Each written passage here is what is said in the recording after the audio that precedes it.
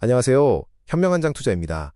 개천에서 욕난다는 옛말, 과연 지금도 유효할까요? 한국은행이 2026년 2월에 발표한 지역 간 인구 이동과 세대 간 경제력 대물림 보고서에 따르면 우리 사회의 계층 이동 사다리는 점차 끊어지고 있는 것으로 나타났습니다. 노력만으로 성공할 수 있다는 믿음이 흔들리는 지금, 충격적인 데이터를 통해 우리가 주식 투자를 해야 되는 이유와 2030 세대의 계층 이동 진실, 그리고 서울행 티켓의 의미를 자세히 파헤쳐 보겠습니다. 안타깝게도 부모의 지갑 두께가 자녀의 미래를 결정하는 이른바 수저계급론은 데이터로도 명확히 증명되었습니다. 대물림 강도를 보여주는 소득백분위 기울기인 소득 RRS는 0.25로 추정되었는데요. 이는 부모 소득이 상위 10% 오르면 자녀 소득도 2.5% 오름을 의미합니다. 더 심각한 것은 자산 RRS가 0.38로 소득보다 훨씬 높다는 점입니다. 성실한 월급 모으기보다 부모님이 물려준 아파트 한 채, 즉 부동산과 같은 자산의 대물림이 계층을 결정하는 더 강력한 시대가 된 것입니다. 세대별로 나누어 보면 계층 이동의 사다리가 어떻게 걷어차였는지 더욱 명확해집니다. 70년대생 자녀의 소득 RRS는 0.11에 불과해 부모의 경제력이 절대적이지 않았습니다.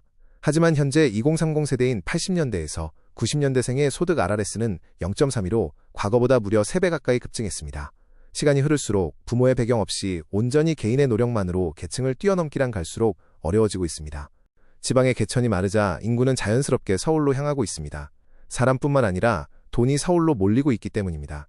2005년 대비 수도권과 비수도권 간 1인당 본원소득 격차는 1.7배나 확대되었습니다. 게다가 서울의 아파트값이 급등하는 동안 지방 부동산은 침체되면서 자산 격차는 폭발적으로 벌어졌습니다.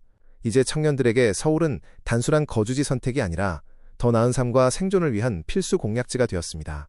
데이터 분석 결과 서울로의 이동은 실제로 강력한 계층 상승 효과를 가져오는 치트키가 맞았습니다. 수도권 등으로 이주한 자녀 그룹은 그렇지 않은 그룹에 비해 평균 소득 백분위가 17.8%포인트나 크게 상승했습니다. 이동하는 순간 세대 간 소득 대물림을 뜻하는 RRS 수치도 0.33에서 0.13으로 대폭 하락했습니다. 지역을 이동하는 것 자체가 부모의 경제력이라는 사슬을 끊어내고 내 소득 순위를 점프시키는 강력한 도구가 된 것입니다.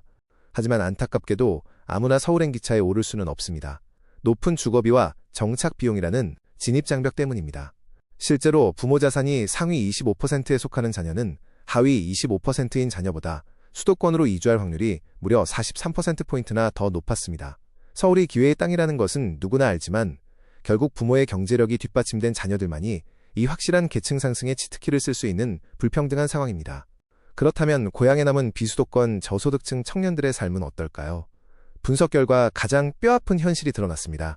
가난한 부모를 둔 자녀가 고향에 남을 경우 계속 가난을 유지할 확률은 과거 50%대 후반에서 현재 80% 이상으로 크게 높아졌습니다.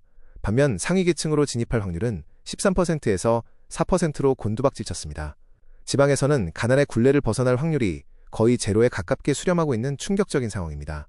과거에는 지방 명문대인 이른바 직어국만 졸업해도 서울 못지않은 괜찮은 소득을 올릴 수 있었습니다. 50대 세대에서는 비수도권 거점도시 대학 졸업자와 수도권 대학 졸업자의 평균 소득 백분위가 61.7%와 62.3%로 거의 비슷했습니다. 하지만 현재 30대 청년층을 보면 수도권 대학 졸업 집단의 소득이 61.8%로 지역 거점도시 대학 집단의 53.3%를 크게 앞지르고 있습니다. 지방 거점하기가 더 이상 성공을 보장하지 못합니다. 혹시 서울이 아니더라도 지방 내 큰 도시로 이동하면 되지 않을까 생각하실 수 있습니다. 하지만 데이터는 차갑게 아니오 라고 답합니다. 수도권 내에서의 이동은 저소득층의 계층 상승을 크게 돕지만 비수도권 안에서 거점도시 등으로 이주하는 것은 큰 사다리가 되어주지 못했습니다. 양질의 일자리가 수도권에 집중되어 있다 보니 지방 안에서의 이동만으로는 저소득층에게 유의미한 소득 상향의 기회를 주지 못합니다. 결국 대한민국은 완전히 다른 두 개의 세상으로 갈라지고 말았습니다. 부모의 넉넉한 자산으로 서울행 티켓을 거머쥐고 높은 소득을 올리며 성공가도를 달리는 골드트랙이 있습니다. 반면 가난한 부모 밑에서 태어나 서울로 가지 못하고 고향에 남아 저소득의 가난을 대물림받는 로컬 트랙이 존재합니다. 출발선부터 주어진 부모의 자산과 거주 지역이 자녀의 평생 트랙을 결정짓는 견고한 두 개의 세상이 완성된 것입니다.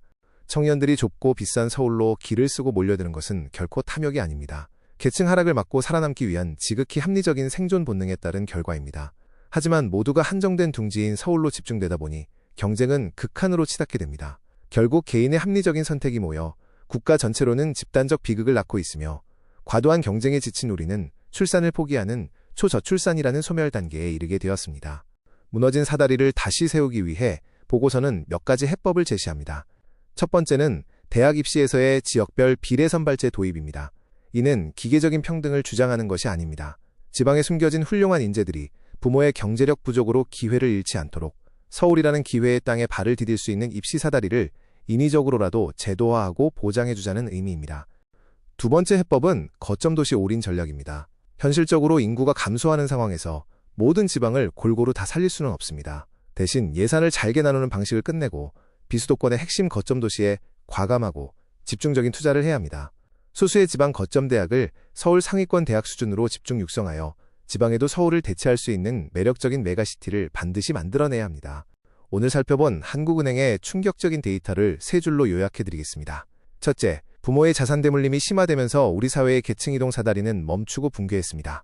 둘째, 서울행은 확실한 계층 상승의 답이지만 그 입장료가 너무 비싸 부유층만 누릴 수 있는 프리미엄이 되었습니다. 셋째, 이 양극화의 비극을 끝내기 위한 생존 전략으로 지역 거점 도시 집중 육성과 교육 사다리의 복원이 무엇보다 시급한 시점입니다. 다시 개천에서 용이 나는 세상을 위해 우리는 어떤 질문을 던져야 할까요? 우리가 어디서 살고 어떤 꿈을 꿀 수 있는지는 단순한 개인의 노력을 넘어서 우리 사회 시스템이 함께 고민하고 풀어가야 할 중대한 과제입니다. 2026년 한국은행이 발표한 이 뼈아픈 진단이 부디 더 나은 미래를 위한 변화의 단초가 되기를 간절히 바랍니다. 여러분의 생각은 어떠신가요? 저의 생각은 이번 대세상 승장에서 주식 투자를 통해 계층 사다리를 만들어야 된다는 것입니다. 지속적으로 양질의 컨텐츠를 올릴 테니 구독과 좋아요 부탁드리겠습니다. 이상 현명한장 투자였습니다.